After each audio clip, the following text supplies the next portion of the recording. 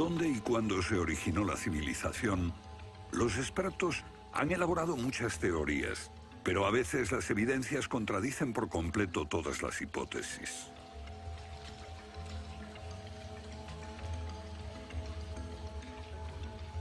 Bajo el suelo congelado de Siberia se han encontrado especies animales extinguidas por un repentino cataclismo global, como el mamut gigante. También se han descubierto mapas muy antiguos que muestran la Antártida siglos antes de que fuese descubierta. Este mapa tiene centenares de años y describe la auténtica configuración de la Tierra de la reina Maud, que está oculta bajo 1 kilómetro de hielos, y su configuración real no se conoció hasta 1949. Hace 100 años, un arqueólogo concluyó que la antigua ciudad de Tiahuanaco, en Bolivia, fue un observatorio estelar alineado con el Sol y las estrellas. Calculó que tendría 17.000 años. Su afirmación fue puesta en ridículo hasta hace poco tiempo. La única corrección que yo haría se debe a que ahora contamos con mejores mediciones, y sospecho que su antigüedad sería de unos 12.000 años. Tiahuanaco es la ciudad más antigua que conocemos en toda la Tierra.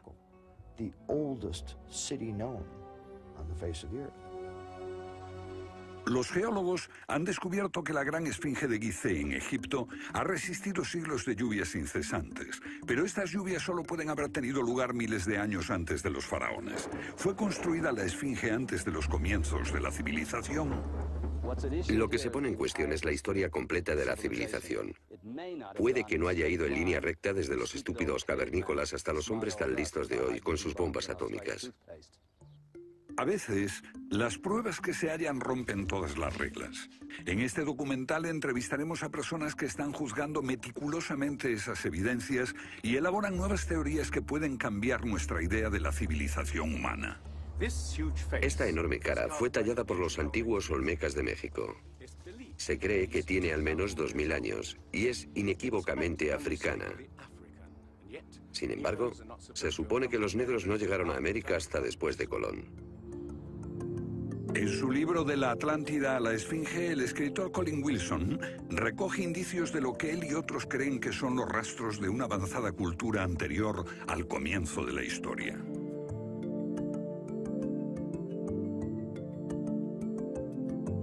El filósofo griego Platón describió de manera precisa dicha civilización que, según le dijeron los sacerdotes egipcios, surcaban los mares miles de años antes, hasta que fue destruida por un terrible cataclismo. Platón la llamó Atlántida.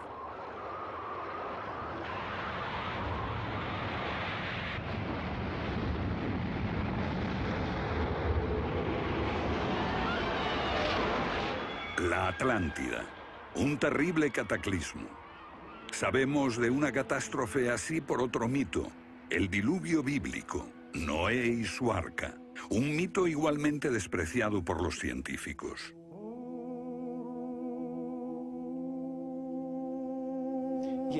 Cuando rechazan el diluvio bíblico y a Noé y el arca como una fábula, los científicos están ignorando el hecho de que hay cientos de mitos de diluvios en todas las culturas, aparte de las narraciones de Mesopotamia y de los hebreos, que dicen lo mismo sobre un desastre planetario que virtualmente borró al género humano antes del comienzo de la historia conocida.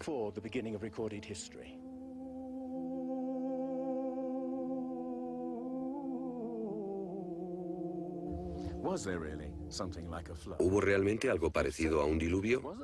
Y si así fue, ¿existió una civilización anterior a todas las otras? Digo una civilización, y no la Atlántida. Porque en cuanto se menciona la Atlántida, el científico exclama, «Oh, no», y deja de escucharnos.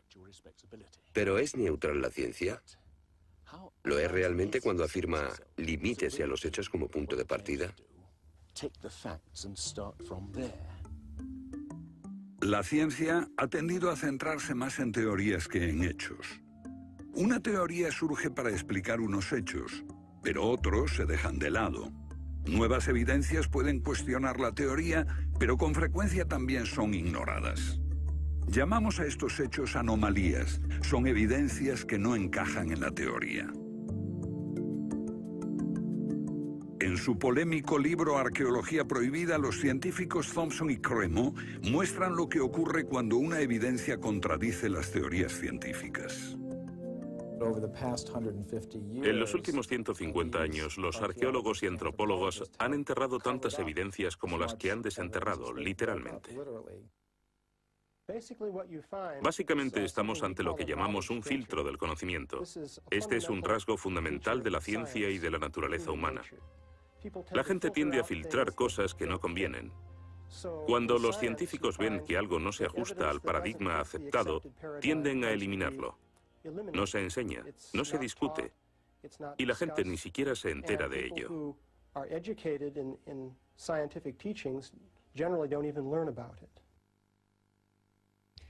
Lo que estamos diciendo, por ejemplo, sucedió en Iatliclo, México, en 1996. Cuando la arqueóloga Janestine McIntyre amenazó con echar abajo la teoría convencional de que el ser humano es relativamente nuevo en la Tierra, que llegó a Siberia hace unos 30.000 años y en América hace unos 20.000 años. En México, la arqueóloga Stine McIntyre descubrió herramientas de piedra y huesos humanos y los sometió a una batería de pruebas científicas. En 1966 pensamos que era un yacimiento antiguo y creímos que tendría unos 20.000 años. En aquella época se pensó que era demasiado tiempo. Cuando lo datamos mediante una batería de métodos supimos que tenía 250.000 años. Sinceramente, yo me hubiera sentido feliz con los 250.000 años. Fui ingenuo y pensé, bien, voy a dejar de pensar en las fechas. Tenemos la información. Hemos conseguido los hechos. Tomemos estos hechos y partamos de ahí. No me di cuenta de que arruinaría mi carrera por completo. Todas sus oportunidades profesionales se frustraron. El yacimiento fue cerrado. Los permisos para investigar denegados sistemáticamente. No obstante, más de 30 años después, unos arqueólogos descubrieron en Siberia vestigios de seres humanos de 300.000 años de antigüedad. Una fecha que de repente hizo que la datación de Jan McIntyre no pareciese tan improbable después de todo. No es necesariamente una conspiración deliberada. No decimos que se trate de personas reunidas en una habitación y diciendo, vamos a engañar a la gente. Es algo que ocurre automáticamente en la comunidad científica. Cuando una evidencia difiere de la teoría predominante, no se habla de ella, no se da información. Y eso significa que la ciencia deja de progresar de la forma en que uno desearía.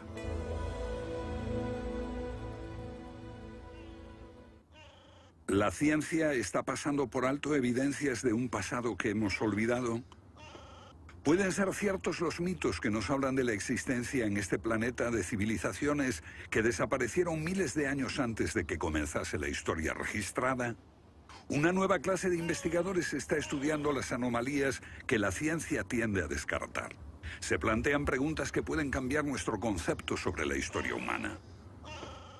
La fortaleza inca de Sacsayhuamán, de edad indeterminable y construida por gente que carecía de metales duros o de cemento, que no conocían la polea, ni la rueda, ni la grúa. Solo miren esta piedra. He contado 11 ángulos. Debe pesar más que 200 coches juntos y revela la increíble habilidad de la gente que la hizo. Y también algo más. Una capacidad asombrosa para manipular objetos de este tamaño. ¿Cómo diablos las levantaban? Bolivia. Las misteriosas ruinas de Tiahuanaco. La misma habilidad manual, una capacidad de construcción que resulta inexplicable. Las piedras están perfectamente ensambladas. Intentemos insertar una aguja en cualquier punto de las junturas. La aguja no entra.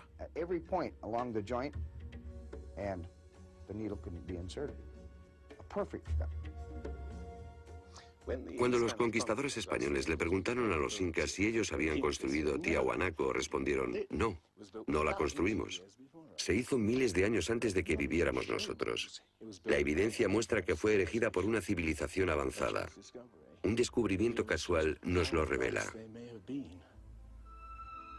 Los bloques de construcción de Tiahuanaco no están pegados con cemento. El que separa estas piedras descubre el inesperado brillo metálico que las mantiene unidas.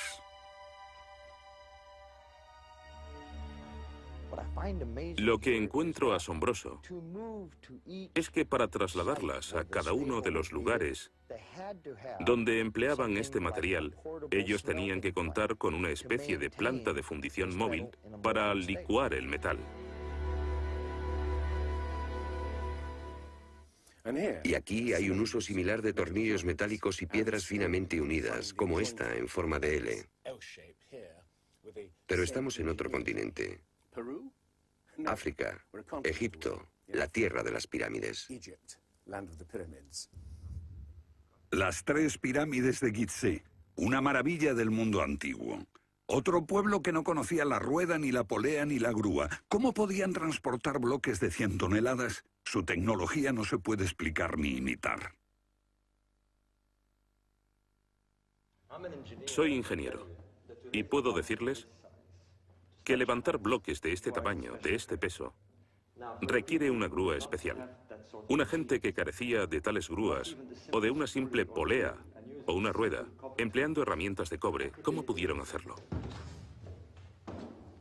Bobal cree que la Gran Pirámide de Gizeh era mucho más que una tumba y que revela un sorprendente nivel tecnológico.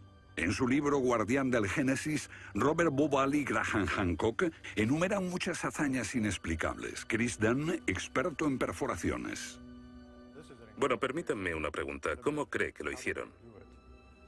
El sarcófago de la Cámara del Rey.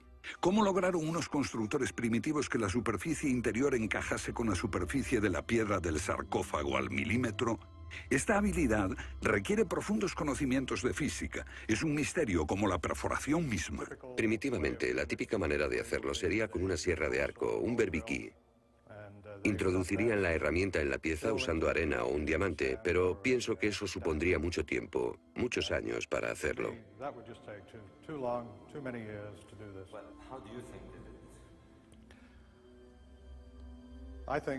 Creo que debieron haber usado herramientas más potentes. Hoy, para perforar esto, tendríamos que hacerlo a una velocidad de 6-10 milímetros por revolución de taladro en el granito. Ellos lo hicieron más rápido de lo que lo haríamos nosotros.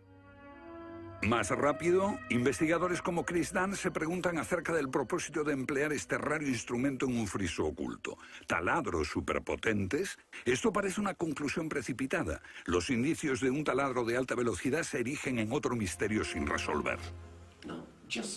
Ahora miren esto. La increíble precisión de la mano de obra. La total suavidad de las paredes en esta supuesta tumba para bueyes sagrados. Y que implica un alto nivel de destreza.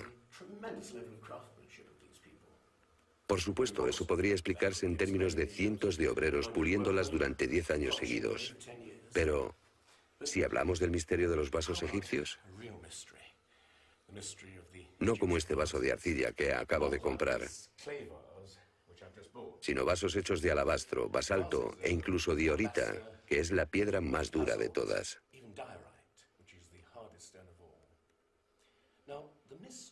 Es bastante fácil ver cómo se podría ahuecar taladrando directamente hacia adentro. Pero, ¿qué pasa con los ángulos? La tecnología moderna es incapaz de hacerlo. Sin embargo, los antiguos egipcios moldeaban miles de piezas. Algunas de ellas 2000 años antes de la civilización que se supone surgió aquí. ¿Cómo? Otro misterio sin explicar. Inexplicable. ¿Cómo pudieron los constructores alinear sus gigantescas pirámides con los puntos cardinales tan impecablemente? En perfecta dirección este-oeste y norte-sur, con una exactitud no igualada por los modernos constructores. La Gran Pirámide parece ser un modelo matemático del hemisferio norte e incorpora el trascendental valor de pi, las veces que cabe el diámetro de un círculo en su circunferencia.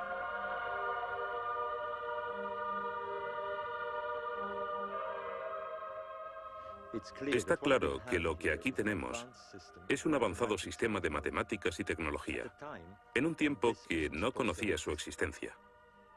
Para lograr estos resultados, los antiguos constructores tenían que usar un eclímetro de 52 grados.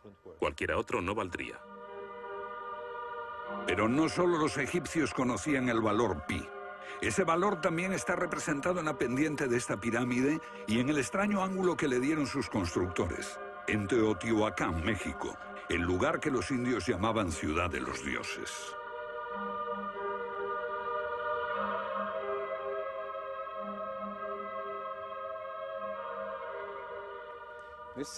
En su época, esta ciudad fue más grande que la Roma imperial. Lo que pueden ver es una serie de estanques que llenaban de agua, cuya superficie lisa reflejaba los cielos y cuyas ondas podrían servir como anuncio de terremotos. Estos templos, en el lado opuesto, se cree que representan cuerpos celestiales. Una cosa está clara: todo el lugar parece tener una especie de obsesión con la astronomía y la eternidad.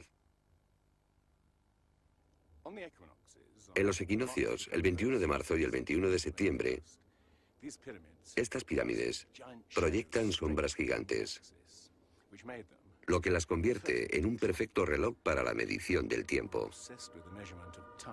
Como si proviniesen de una fuente común, las antiguas civilizaciones de todo el mundo exhiben un sofisticado conocimiento de los cielos que todavía nadie ha explicado. Fascinación por el sol, las estrellas. El lento e inexorable movimiento de la Tierra determina que las constelaciones parezcan viajar por los cielos nocturnos y por las épocas.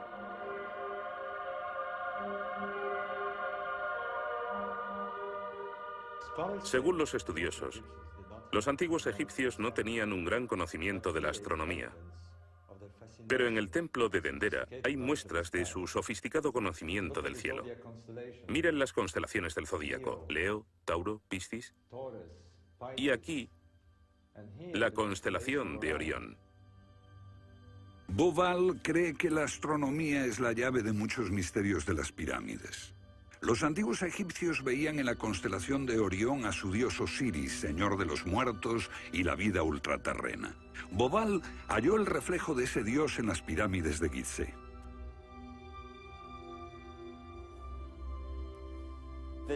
Esto es realmente un misterio.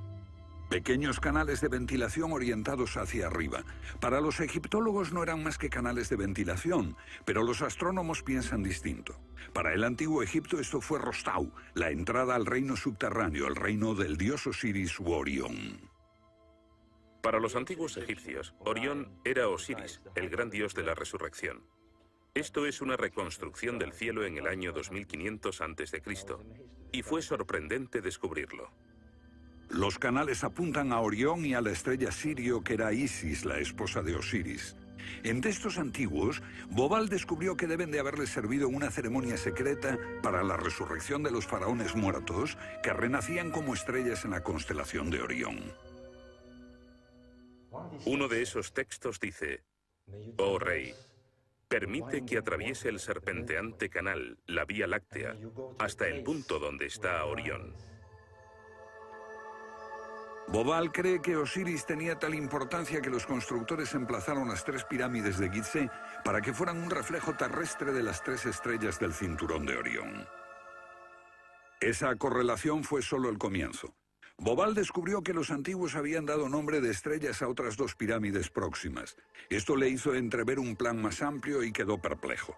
La constelación de Orión, el dios Osiris, estaba en el cielo y en la tierra.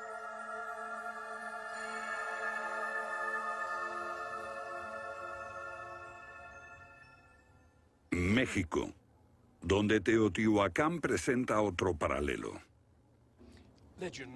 Una leyenda la llama la ciudad de los dioses y sugiere que su propósito era convertir a los hombres en seres celestiales. Como ocurre en Egipto con las pirámides de Giza, los mitos hablan de la reencarnación en las estrellas. Ese es el secreto de Teotihuacán.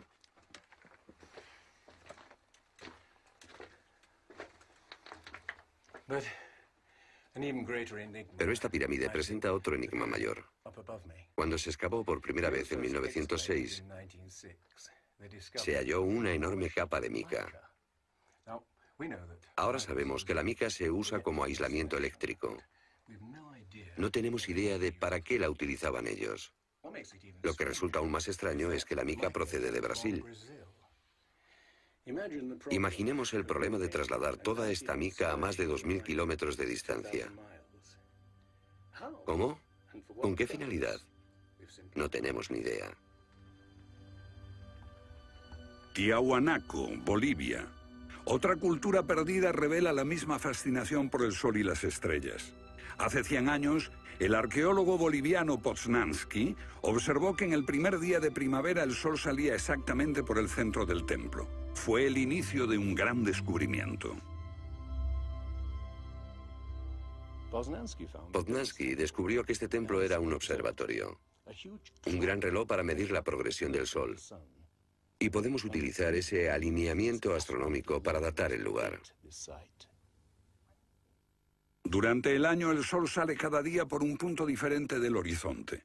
El primer día de primavera un observador vería salir el sol exactamente en el centro. Estudiando el esquema de Poznański, dedujimos que en los primeros días de invierno o de verano el sol saldría por encima de las piedras angulares. Pero no fue así.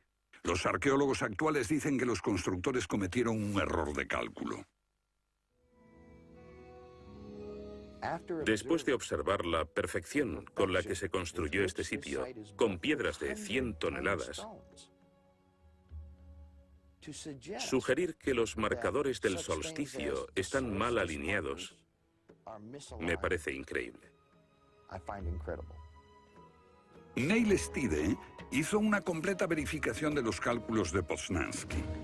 Midiendo el ángulo de las piedras angulares y comparándolo con las posiciones actuales de salida del sol, Poznański calculó que Tiahuanaco fue construida hace 17.000 años.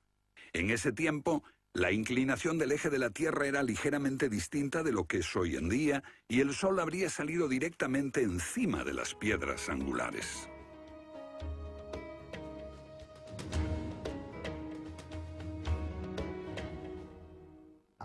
Yo sospecho que la fecha sería más bien de 12.000 años.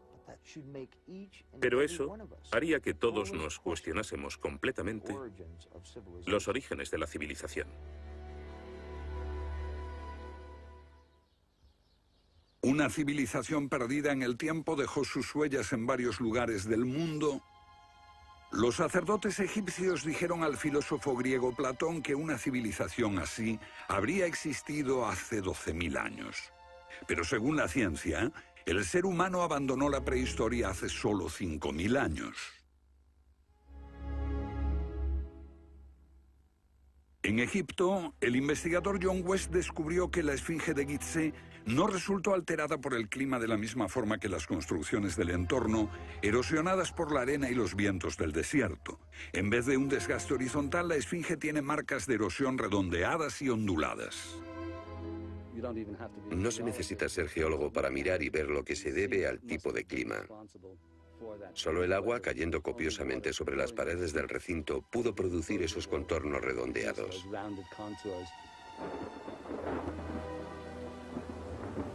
¿Agua en el desierto del Sáhara? Ciertamente no en tiempos de los faraones. Para eso hay que trasladarse a finales de la era glaciar.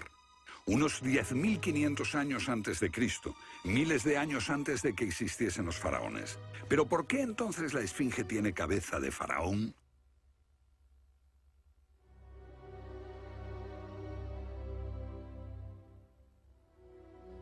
La cabeza es desproporcionadamente pequeña. Desde el aire se ve que el cuerpo de la esfinge es largo y aplanado, y la cabeza casi se parece a la de un alfiler. Para nosotros, esto indica que ha sido tallada más de una vez. En otras palabras, la cabeza se rehizo en algún momento de su larga historia. John West cree que la esfinge era originalmente un enorme león que un desconocido grupo de escultores modeló en la roca antes del 10.500 a.C. Se comenzó a erosionar cuando el final de la era glaciar alteró el clima y causó lluvias que cayeron durante siglos. Solo miles de años después, un faraón habría tallado la cabeza con su propia imagen.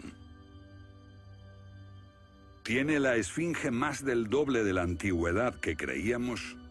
La teoría fue ridiculizada por los egiptólogos, pero los geólogos les respondieron que los hechos estaban allí. Más extraño aún, según Robert Bauval, la evidencia astronómica sugiere que las pirámides de Gizeh parecen revelar esa increíble antigüedad. La disposición de Gizeh coincidía misteriosamente con la posición de Orión en el año 10.500 a.C., cuando la esfinge miraba hacia Leo, su propia imagen en los cielos. La puesta de Orión en esa fecha distante se correspondía exactamente con las tres pequeñas pirámides, y existen muchos otros hechos difíciles de entender.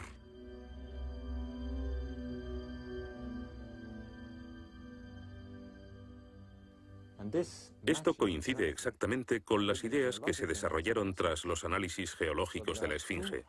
Dos ciencias sólidas indican que la esfinge podría remontarse al año 10.500 a.C.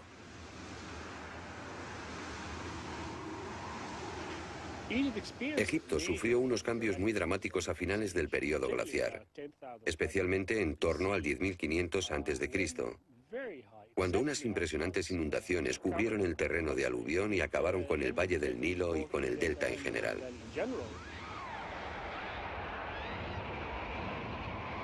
«10.500 años antes de Cristo, un periodo de inundaciones.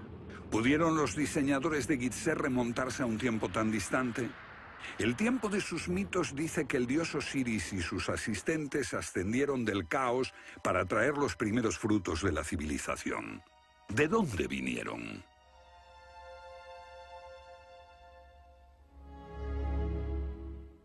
Un dios muy parecido fue el señor de la antigua Tiahuanaco en Bolivia. Aquí, en esta misteriosa ciudad de Tiahuanaco, era el dios que ellos adoraban.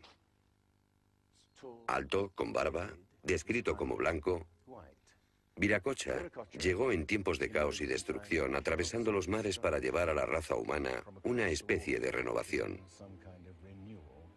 El dios blanco Viracocha. En México conocido como Quetzalcóatl, que llegó con otros para traer los primeros frutos del conocimiento. Su símbolo está por todo Teotihuacán. La serpiente emplumada, símbolo del enigmático dios Quetzalcóatl que llegó desde el este después de tremendos cataclismos para traer la civilización a esta parte del mundo. ¿Pudieron dioses como Osiris, Viracocha y Quetzalcóatl haber sido personas reales que llegaron de muy lejos? ¿Eran supervivientes de un cataclismo que destruyó sus hogares y su civilización? Ahora la pregunta que nos hacemos es esta. ¿Existió una remota civilización, hasta ahora sin identificar, que llegó a Egipto, México y Sudamérica? ¿Y que dejó su impronta en un cuerpo de conocimientos, por difícil que sea de discernir? Tomados por separado, acepto que los datos aislados revelan poco, pero consideremos juntos todos esos elementos comunes. Ambos lugares tienen enormes pirámides, alineadas exactamente con los puntos cardinales, e incorporan avanzados conocimientos matemáticos. Ambas culturas demostraban un asombroso conocimiento de astronomía, expresado en los grandes monumentos sagrados que erigieron. Aunque no conocían ni la polea ni la rueda, ambas pudieron hacer construcciones con enormes piedras finalmente ensambladas en un estilo único, con ángulos en forma de L y tornillos de metal. Y ambas utilizaron el proceso de la momificación para preservar y honrar a sus muertos. Aquí se halló una nueva y asombrosa pista cuando la doctora Balabanova, de la Universidad Alemana de Ulm, descubrió que muchas momias de Egipto contenían cocaína y nicotina, naturales de Sudamérica. Tengo una cantidad de cartas insultantes. Dicen que todo esto no tenía sentido, que yo fantaseaba, que era imposible porque estaba comprobado que antes de Colón esas plantas no existían en ninguna parte del mundo, excepto en América. Pero su investigación se repitió con cientos de momias y no quedó lugar a dudas. En un pasado remoto, unos navegantes atravesaron el mar e influyeron en las culturas a ambos lados del Atlántico. La idea está sugerida incluso por lo que no está allí. México, la antigua cultura de los mayas. Los sacerdotes mayas tenían tablas para predecir los eclipses de sol y de luna. Pero hay algo muy extraño. No conocieron nunca el simple principio de la rueda. Podían visualizar la eternidad pensando en millones de años, pero jamás aprendieron a pesar un saco de grano. Esta compleja civilización murió finalmente porque no supo desarrollar métodos de agricultura para alimentarse. Lo que estoy sugiriendo es... ¿puede que ellos heredaran una parte específica de su conocimiento de una civilización anterior, mucho más sabia? Un contacto. A veces la evidencia está ahí para que la veamos todos. Los antiguos olmecas en México pusieron a sus soberanos caras africanas. ¿Qué les parece esta? Tallada por esos mismos olmecas. Es genéticamente imposible que un indio tenga barba, pero aquí está la cara de un blanco caucasiano, esculpida 2000 años antes de que los españoles llegaran al Nuevo Mundo.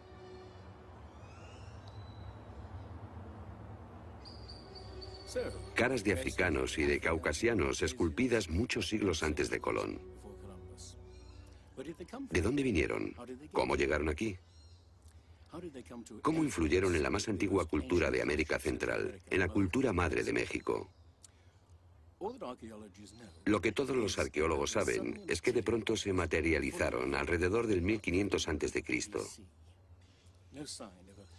Esta gente, cuya expresión característica era la de esculpir enormes caras de piedra, cabezas de caucasianos y africanos que parecen haber salido, no se sabe de dónde.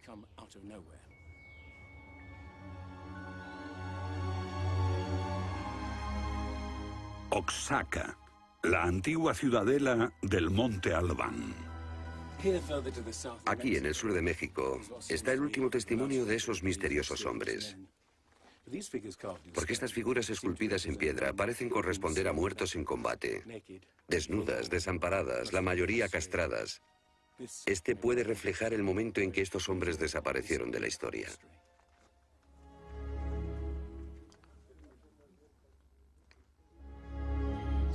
Entonces, ¿hubo una compleja civilización de navegantes que cruzó el Atlántico siglos antes de Colón? Pero tenemos otra evidencia. Estos son viejos mapas que sugieren que los antiguos marinos tenían un conocimiento de la Tierra que nunca se ha explicado. Un puzzle para los científicos de este siglo. En 1513 el almirante turco Piri Reis cartografió parte del mundo que nadie había visto hasta entonces. Colón solo exploró la zona del Caribe. No bajó a esta zona de Sudamérica, hasta la Antártida. No estuvo nunca por esa zona. Pero estos mapas muestran todos estos detalles con gran precisión, antes de que cualquier explorador europeo llegase a esas regiones. Este mapa, de muchos siglos, describe la configuración real de la tierra de la reina Maud, que ahora está sepultada bajo 1 kilómetro de hielo. Y su forma precisa no se determinó hasta 1949. Inexplicable. Los cartógrafos han meditado mucho sobre la extraña proyección cartográfica utilizada en el mapa. Hallaron un parecido con el que utiliza un moderno submarino nuclear que hace mediciones del mundo mientras se aleja de un punto de referencia. En este caso, el centro está en Egipto. ¿Es ese el hogar de los antiguos cartógrafos? El mapa muestra exactamente esta parte del mundo, pero hay más. Para mí el aspecto más significativo del mapa de Piri Reis es que describe exactamente la longitud. Algo que los europeos no fueron capaces de hacer hasta el siglo XVIII. La longitud. Esa historia comenzó en estas playas en 1707, cuando la flota inglesa navegaba por el Mediterráneo hacia Inglaterra. En aquellos días era bastante fácil determinar a qué distancia estaba el norte o el sur, midiendo el ángulo que el Sol y las estrellas formaban con la superficie de la Tierra. Pero no había técnicas para determinar lo lejos que estaba el este o el oeste. ¿Longitud? El almirante Sir Clutley Saffold se enfureció cuando un marinero del oeste del país le dijo que estaba alejándose unas 20 millas del este y era probable que la flota naufragase en la costa. Cuando sus oficiales le dijeron que el rumbo era correcto, mandó ahorcar al marinero por insubordinación. En sus últimos momentos debió haber deseado no haberlo hecho. Los barcos se habían hundido antes por millares. Pero entonces la pérdida de una flota entera promovió la búsqueda de un reloj preciso para calcular la longitud. Tuvieron que pasar 2 generaciones antes de que finalmente se consiguiese. No obstante, el mapa de Piri Reis ya mostraba un conocimiento de la longitud al menos 250 años antes. En el mapa de Piri Reis se menciona el hecho de que se trate de una recopilación de muchas otras cartografías. Son copias de copias de copias. La mayoría de quienes los han estudiado creen que esos mapas proceden de los tiempos de Alejandro Magno, pero son incluso mucho más antiguos. Mapas del mundo confeccionados antes de que supiésemos navegar por los océanos. Técnicas de construcción inexplicables, un complejo conocimiento de las matemáticas y la astronomía. Si existió una tecnología tan avanzada capaz de dar sus conocimientos a los constructores de la Esfinge y a los pueblos de los Andes y México, ¿qué pasó con ella?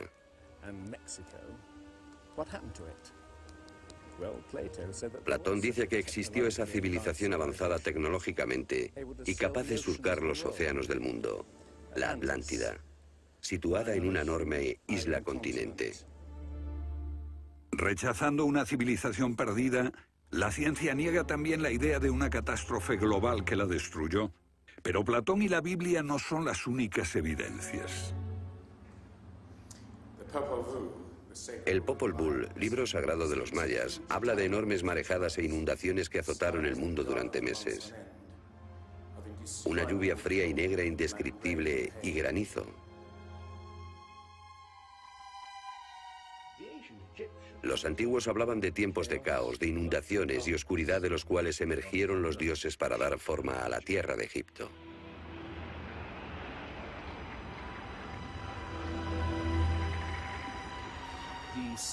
El disco solar de los aztecas se refiere a 4 ciclos de destrucción: por inundaciones, por fuego, por viento y por sangre y guerra. Y prevé el fin del mundo por un enorme cataclismo surgido de las entrañas de la tierra.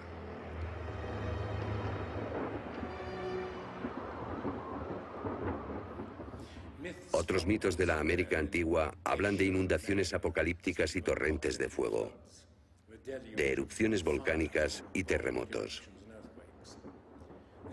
Un pasado que no podemos recordar ni olvidar.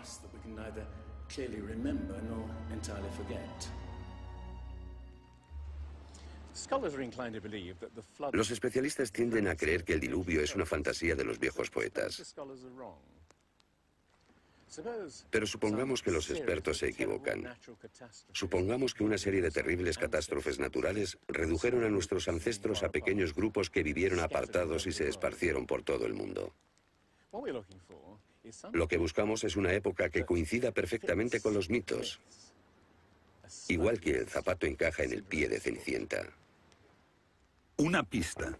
La fosa de Alquitrán en La Brea, California. Una inmensa sepultura de millones de animales que hoy se ha convertido en atracción turística. Bajo la superficie está el campo de petróleo del lago Salado. El asfalto brota por las grietas y fisuras como un papel cazamoscas y atrapa a los animales. Y encontramos aquí una increíble colección de especies atrapadas en los últimos 40.000 años.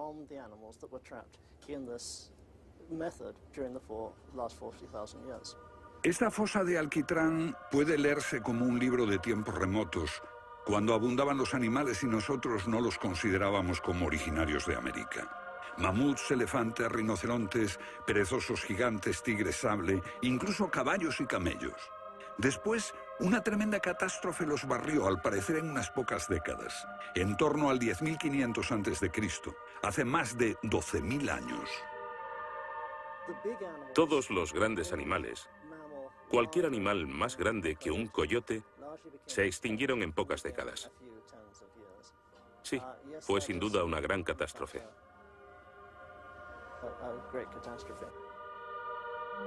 Un registro de la catástrofe. El fin de la era glaciar. En el 10.500 a.C., hace más de 12.000 años. Temperaturas que habían permanecido relativamente estables durante miles de años de pronto se elevaron. Un aumento de temperatura de más de 5 grados en un abrir y cerrar de ojos. Solo entre 3 a 10 años. Se trata del asombroso descubrimiento de unos científicos que perforaron la capa de hielo en Groenlandia para investigar los cambios en la atmósfera. El hielo de Groenlandia ha sido llamado por algunas personas la piedra roseta del clima, porque ver que el clima puede cambiar tan rápidamente es un enorme descubrimiento. Y este cambio ocurrió en un periodo de entre 3 años y una década. Hemos observado cambios espectaculares en la química de la Tierra. Y descubrimos que en un periodo en el que las placas de hielo estaban empezando a derretirse, es cuando tenemos más señales de sedimentos volcánicos y de mayor magnitud, mayores concentraciones que en cualquier otro periodo en los últimos 110.000 años.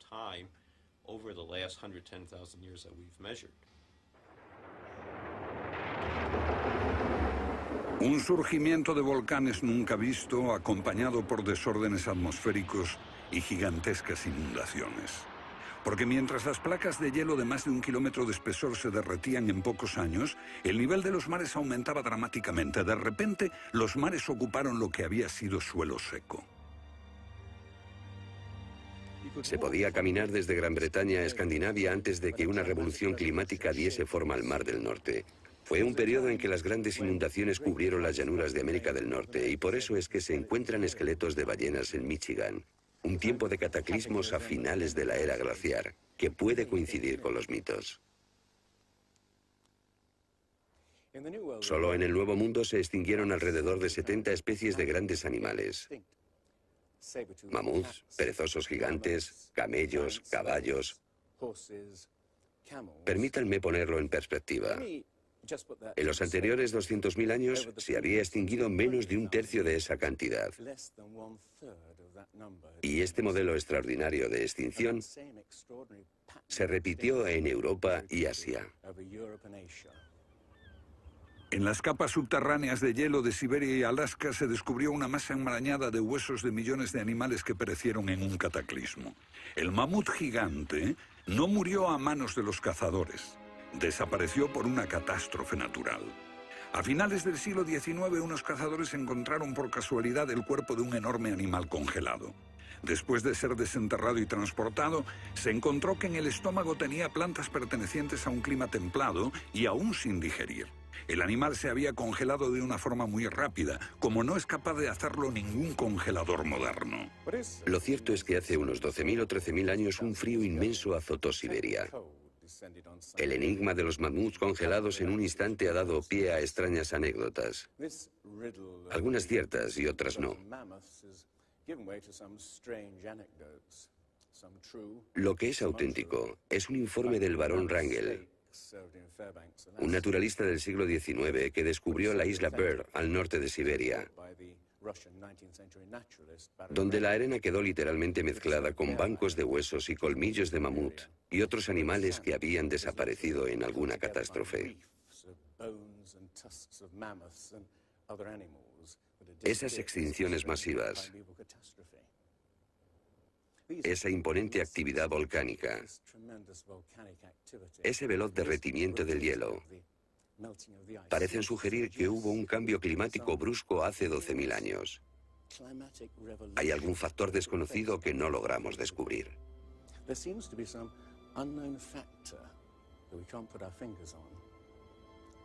El fin de la era glaciar. ¿Qué provocó esa revolución? He aquí la gran cuestión. ¿Qué causó el cataclismo? Una de las mejores ideas la ha planteado Charles Hapgood. Él sugiere un desplazamiento repentino de la corteza terrestre. Toda la corteza de la Tierra es solo un tercio de un 1% de la masa terrestre. Como la piel de una naranja, si se suelta, se mueve. Más fina que una cáscara de huevo, la corteza de la Tierra queda apoyada en un interior líquido. La teoría imperante sobre la corteza terrestre es la de las placas tectónicas. Los continentes se separan lentamente durante cientos de millones de años. Aunque la ciencia rechazó esa teoría durante más de medio siglo, ahora niega también la idea de que la corteza pudo moverse en su conjunto y repentinamente. Pero un científico quedó hipnotizado por la idea. Se llamaba Albert Einstein.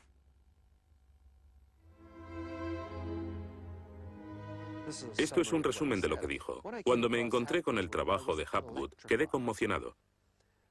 Se trataba de una idea simple, pero que podría explicar una serie enorme de problemas. Hapgood tenía esa teoría. La cuestión era cuál fue el mecanismo que puso en movimiento el gigantesco conjunto.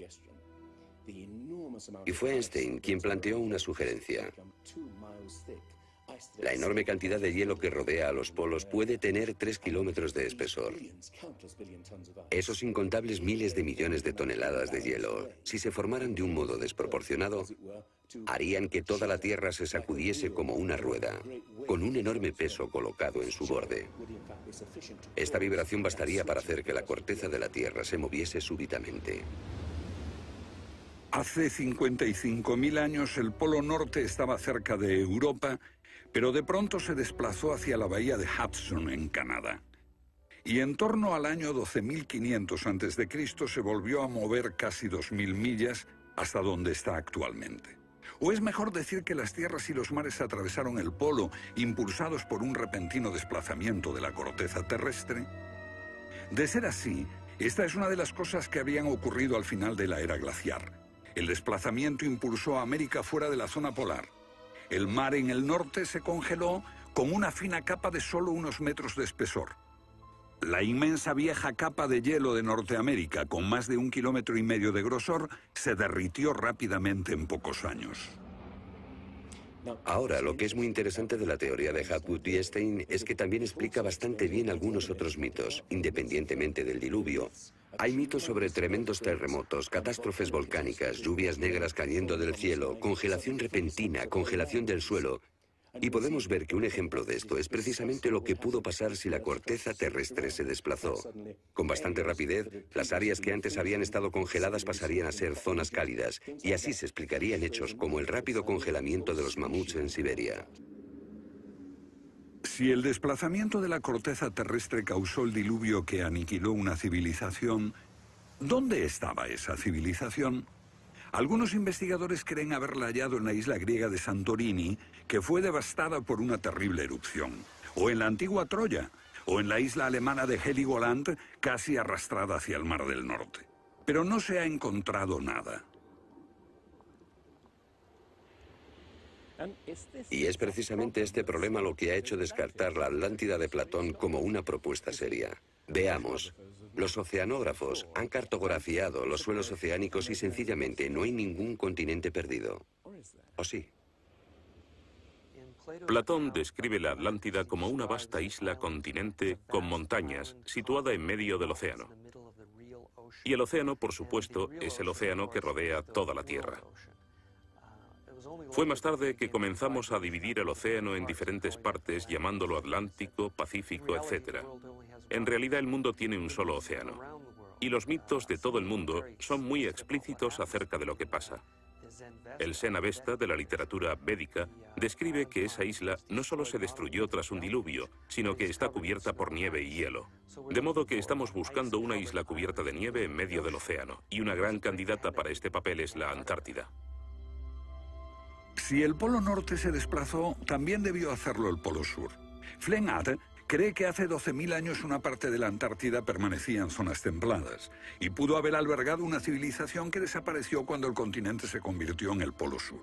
Esa es la explicación que él encuentra en los mapas que muestran partes de la Antártida que están debajo del hielo.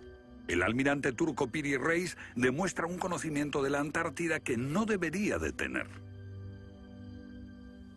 Tras examinarlos, especialistas en cartografía de la Armada y de las Fuerzas Aéreas nos dicen: hemos hecho comparaciones de picos salientes y de montañas. Hemos descubierto que coinciden de forma asombrosa. Lo que debemos enfatizar es que no estamos hablando de un mapa, el mapa de Piri Reis, que podría cuestionarse. Estamos hablando literalmente de docenas de mapas. Por ejemplo, el mapa Phineus de la Antártida es sumamente preciso en cuanto a la configuración, mostrando sistemas fluviales que existieron allí, pero que no se conocían en el siglo XVI. La Antártida no fue descubierta hasta cerca del año 1800. Entonces, ¿cómo pudieron los cartógrafos europeos representarla? Solo, cree Flenaz, si ellos la copiaron de copias de otras copias de mapas que se remontan milenios atrás. Hace solo unos 25 años supimos que bajo la capa de la Antártida existían unas islas, un continente, bajo un océano helado. Sin embargo, esa información ya estaba aquí, en este mapa. Estas islas de aquí corresponden a este área, y el modelo de nevadas aquí es muy intenso. Nada aquí. Estas islas debajo de este punto se podrían haber unido entre ellas antes de unirse a la tierra firme. Así, lo que se describe aquí es algo que yo creo que verdaderamente ocurrió en torno al 8000 a.C. Puede que en el 6000 a.C. a lo sumo. No hay forma de saber cómo lo consiguieron, a menos que postulemos la existencia de una civilización con habilidades para la navegación y la confección de mapas que solo se reinventaron en nuestro tiempo.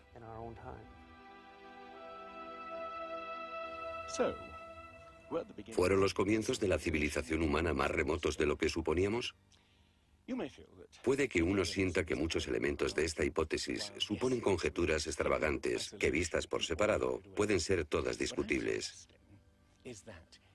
Pero si juntamos esas piezas como las piezas de un puzzle, se empieza a ver que surge un modelo. Una civilización que se desvaneció y fue olvidada mucho antes de que comenzase el registro de la historia.